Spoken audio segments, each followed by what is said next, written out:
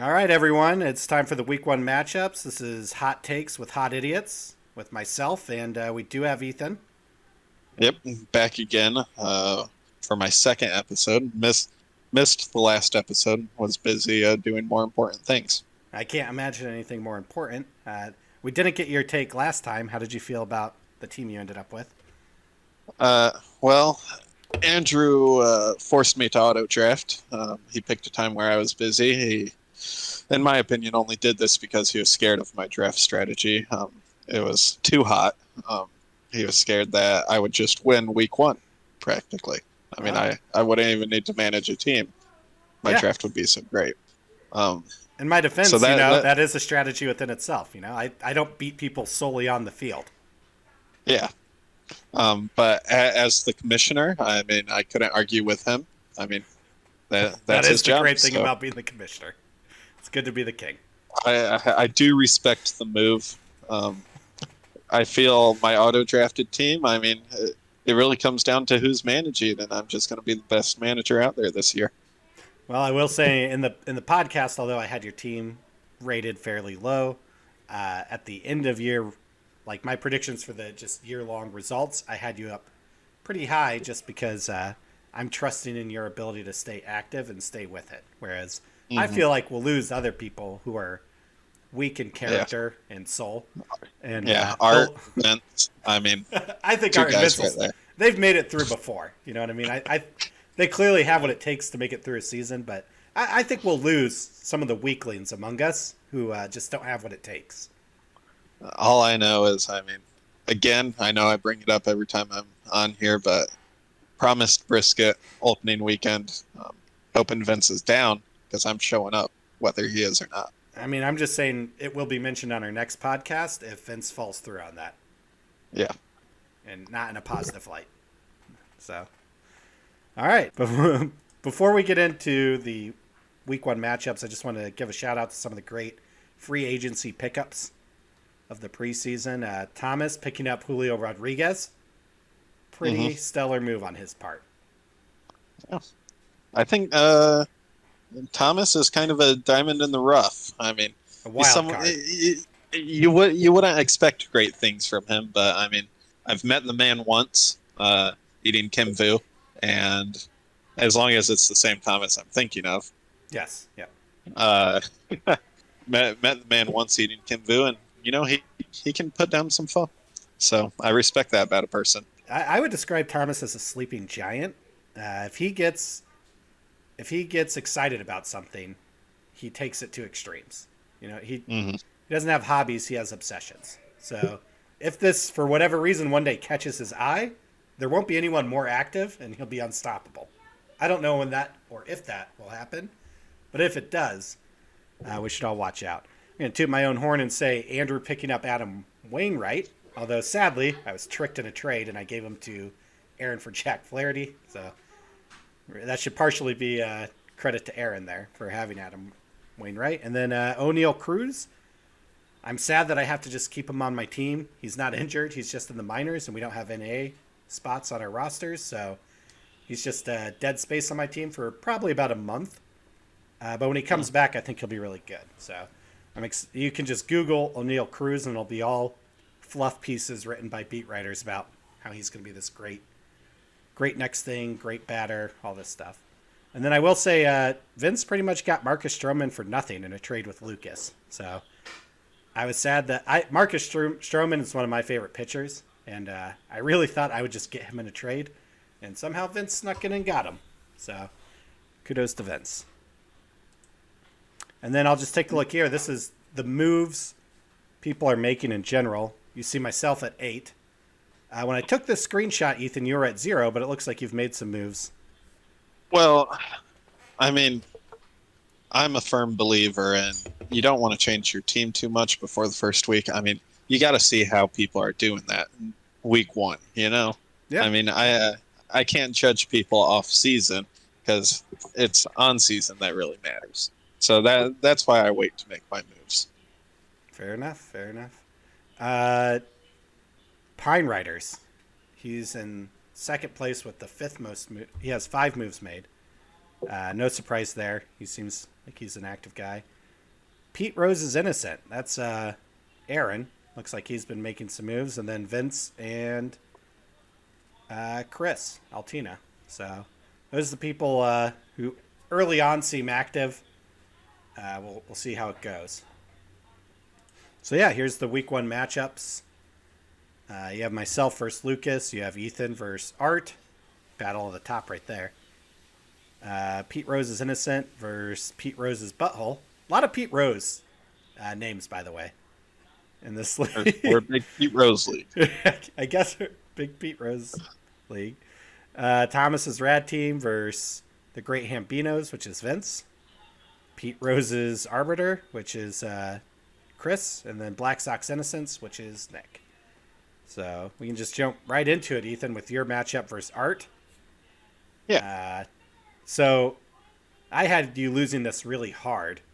However, when I put this slide together, you still had 2 injured starting pitchers with no backups, and you had Tatis and Machado, which is third base and shortstop, with no backup third base or shortstop. So really, you were going against what I think is the best team, the best manager, and you had 4 empty dead spaces on your team. So it looks like you've adjusted for that. You want to talk about that adjustment? How do you approach this matchup versus Art? I really want to come in week 1, if that makes any sense. week yeah. I'm a firm believer in, the true underdog story. And facing a number 1 seed like Art, I just believe that it's good to underperform, not show people my true potential. Well, there you go. Before the draft, I remember you saying you wanted to make sure he respects you. So we'll see. Wow. We'll see what the moves that you make, how he ends up feeling about you at the end. I will say now that you've made adjustments, I don't think it'll be this big of a blowout. I think that, if using your substitutions, of course I expect Art to as well, but there's some categories that are always an element of randomness to them. Like, I don't think he's all that strong at stolen bases.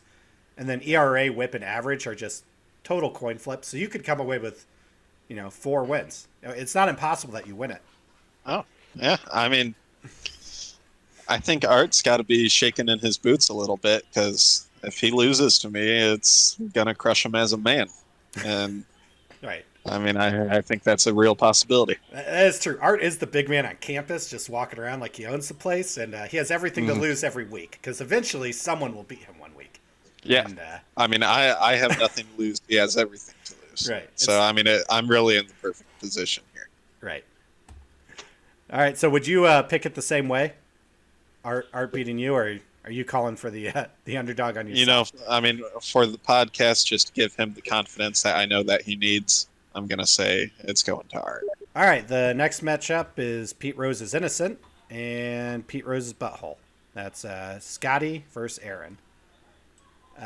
This one, I don't know. Maybe I'm overreacting. I feel like I have bias on some of these, because early on, I'm not a huge baseball expert, although I am on the official CBS podcast, Fantasy Sports Today.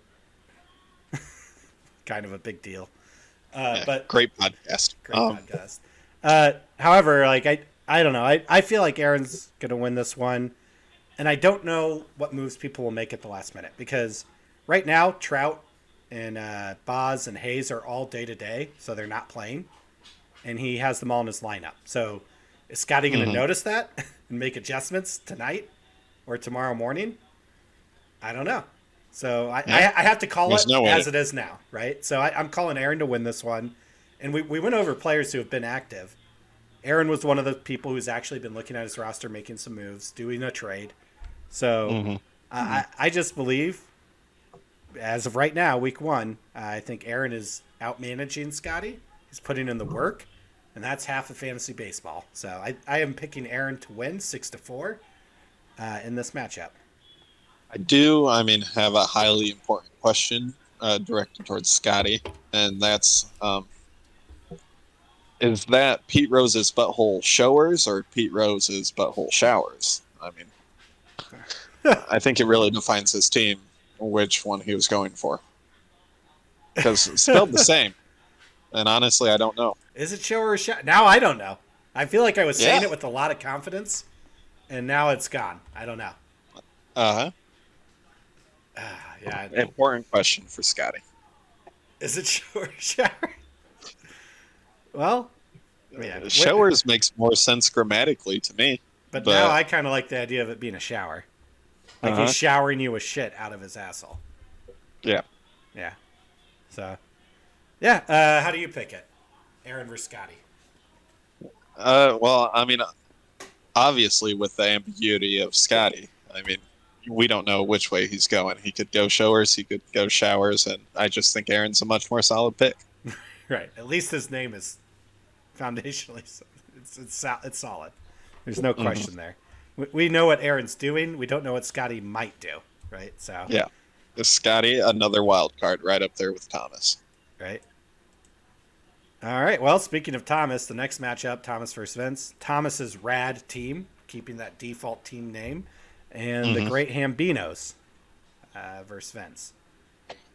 You know, I don't know. I kind of was trying to tease out Vince in the chat to see what he was actually going to be up to, but I'm counting on Vince to adjust his roster here because not all of his hitters are ready. Um, I think Vince will definitely dominate in some pitching categories, and I can't say for sure what's going to happen anywhere else. On Uh, paper, I think Thomas has a better, or at least close to, hitting team to Vince. So, like, Vince needs to make some adjustments still, and I'm just counting that he's going to be adding in sub players, and I don't think Thomas has gotten hit with the fantasy like bug yet. Like he's not yeah, obsessed with yeah. it yet. So I don't know if Now, Thomas is going to use his subs, and I'm counting on Vince to win this. I did hear that Thomas made a big play while you were preoccupied. You want to tell He us about that? he did. So if you remember at the top of the show, the free agency, he picked up a player. It was Julio Rodriguez, and we were listening to a podcast. And in that podcast, they mentioned that Julio Rodriguez is a must grab player. He's a top 100 player. He's probably on your free agency. And Thomas opened his phone, and that's Thomas's one preseason free agency move. He picked that guy up. I was, of course, driving, so I couldn't. And yeah, Thomas snagged up Julio Rodriguez for free. Very jealous. Great player. That's a So power move. if Julio is ends up being really great now, I feel like that's just gonna Thomas will be addicted to the game. He's in now. So I am sad Thomas got that guy. Thomas's team is not bad.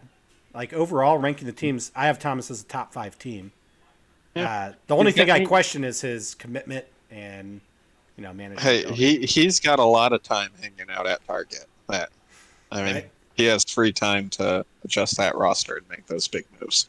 Yep. But for week 1, I'm expecting Vince to come in and actually use substitutions and make good moves. If you look right now though, like Thomas has 167 remaining point. I don't know if that's minutes or what they're counting that as versus 147 for Vince. So Hmm.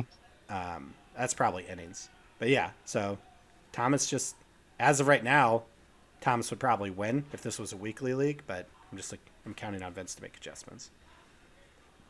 Would you pick it the same or different? How are you looking at this one? I mean, this is really the hardest matchup for me because I respect Thomas. I mean, great guy, like you said, sleeping giant. Um, I just don't. Vince may be the better player. I just don't know how much I respect him. Um, Right? it's really hurt me emotionally and personally that I haven't got any brisket. I know I keep mentioning this, but I hear he makes the best, and he hasn't been able to substantiate those claims. And honestly, I think he may just be a little full of himself. Right. Well, we'll find out. I mean, we could be shaming him for no reason. There could be brisket this Friday or Saturday. Yeah. It Well, could I happen. mean, that's my goal is to shame him into brisket this Saturday. And I should say in these matchups, this is a extended week. I think this is the only week like this. It starts Thursday, April 7th, and it goes till Sunday, April 17th. So instead of just one, normally it's one day, Monday through Sunday, but this one starts on a Thursday, goes up to Monday, and then continues all the way to Sunday. So it's a longer week than normal, which could favor Thomas. Again, like, yeah, I don't know. This is kind of like the Rams versus the Patriots. Like, Vince is a better manager, but there's better skilled players on the Rams, aka Thomas's team. So Yeah. we'll see. We'll see. But yeah, I am leaning towards Vince. I'm just counting on the manager skills there. All right, our next matchup, Chris versus Nick. I shit on Nick's team a lot. I had him rated as the worst team in the league. I wasn't very nice about his team. I looked through it again recently, and, you know, he should dominate all the pitching stats here, but I just don't think he will. That was my big knock on his team. He has the most pitchers, and I only have him winning 3 of the categories, and the ERA is a coin toss. So I don't know. I have Chris. I think Chris is the second best batting team. His only weakness is stolen bases, which I generously gave to Nick as a category. Yeah, so I think this one looks closer than it is because I made it 6-4, but yeah, I don't know. I mean, again, I'll always say is it's hard to predict in the off season. You know, once people start playing, anything could happen. Well, like some things. So, for example, Nick, he has the most pitchers of any team, right? But he doesn't have relief pitchers that earn saves. He only has 1, whereas Chris has 2. So I'm pretty sure Chris is going to win saves. So, okay, Nick can win wins and strikeouts, but that's about it. Starting a bunch of bad pitchers doesn't mean you're going to win an ERA. In fact, it might hurt you. Same with whip. Yeah. So his strong suit, the thing about his team that should be great is his pitching, and it's only getting him 2 categories. Yeah. And then on the flip side, he's weak at pretty much all of hitting, and he's going against the team that's best at hitting. Art is the only team better, arguable. And it's a toss-up. That's arguable. But Chris is definitely one of the top hitting teams, so I expect him to. I expect him to win this 6-4, Chris. Honestly, I mean, I feel bad for Nick. You're just shitting on him all the time. I know, and you know what? I meant for this to be nicer because like I said, I think Nick's team. I went through it, and I think he's made improvements. I think the team has improved. I think he only made 1 pickup, but it made a big difference. So, yeah, and you hate to see it. I think it's his 2nd round draft pick, DeGrom. I'm a big Mets fan, so I love DeGrom. Already shoulder injuries, already out for, we'll see how much time, but probably a month and maybe more. So you hate to see it, but that hurt. Again, he went all in on pitching, and now he lost the star pitcher. It's looking bad for Nicholas. But we'll see what he does. You know, he can manage his way out of it. Yeah. Not this week, though. You lose this week, Nick. All right. So the last matchup, Andrew versus Lucas. I was actually kind of worried before I was closely looking at our matchup here. Lucas, I think I had as like a top 4 hitting team, and mine's more middle of the road. However, I only need to win 1, maybe 2 categories, and I'm just hoping that I'm able to. But I do think he'll probably win runs, RBI. See, on here I gave him stolen bases, but I shouldn't have.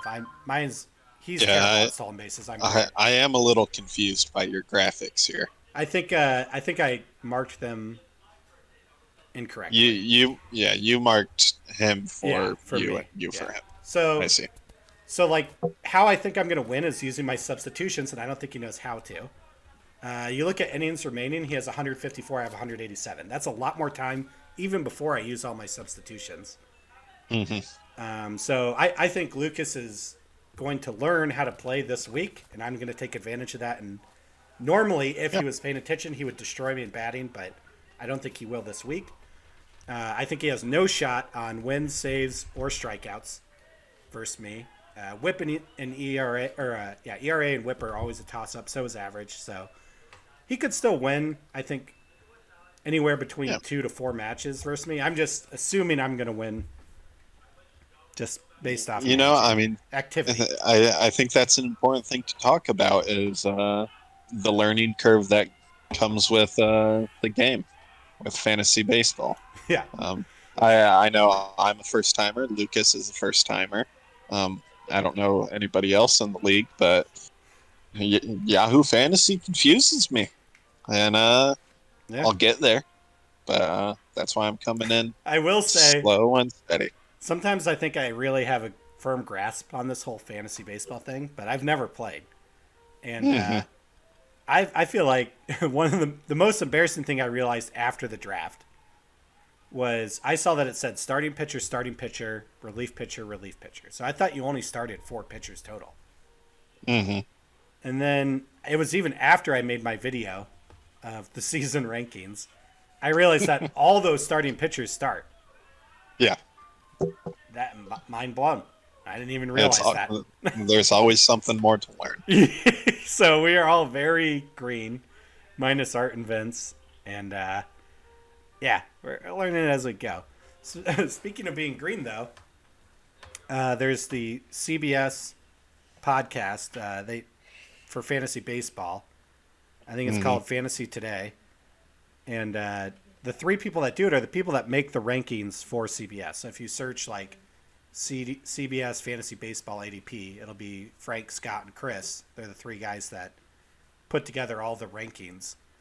They have a podcast and they do something called a listener league. So it's the 3 of them, and then they'll also just invite other people to be in this, league of fans. So Hmm. all pretty. I submitted and got into it, and I did the draft last night, and they actually mentioned me on the podcast, which is awesome. I'll play that clip here. Andrew Skalicki. There you go. Let's take a look at that team and pulling it up. All right. And okay, the pitching staff. Let's run through this here. Kevin Gausman, Frankie Montas, Edwin Diaz, Raisel Iglesias, Walker Buehler, Shane Bieber, Jordan Romano. It's awesome. It's awesome. I mean, you've got 4 top 25 starting pitchers, and then you have 3 top 10 relievers. Mhm. And your first hitter is Rhys Hoskins. So this is a team we will come back to later on in the draft, and we'll see how this lineup, how this offense comes together here. I mean, in theory, he should win. Like, even if some of those pitchers have a bad year, a worse year than we're expecting, in theory, he should be in great position to win quality starts, saves plus holds, and strikeouts every week. And then ERA and WHIP. I mean, there's only so much control you have over that. So he's going to lose those categories sometimes. But those other 3, he should have and then of course he'll win ERA and WHIP his fair share as well. So it's just a matter of what the hitting ends up looking like. Obviously, Rhys Hoskins is a fine choice in an OBP league like this, but he's got 8 other spots to fill. So we'll see how it goes. Be interesting to watch. Oh, yes. And all right, we'll skip. And yeah, so awesome to be in that league. I'll probably get crushed. I mean, speaking of baseball podcasts, if you Google Hot Takes with Hot Idiots, we're the #1 search result. Number So one. obviously we're getting around. Number 1, baby. Number Mhm. 1. There's not a lot of great Mhm. content like this that follows a team through Yeah. the course of the season. Anyone can There's look no- up articles on who's a hot pickup, but who's actually going through the season with you there every Yeah. single week. The highs Except and the lows. weeks we're not. There's a story to be told here, man, among these Mhm. teams. It'll develop. And it's about Pete Rose.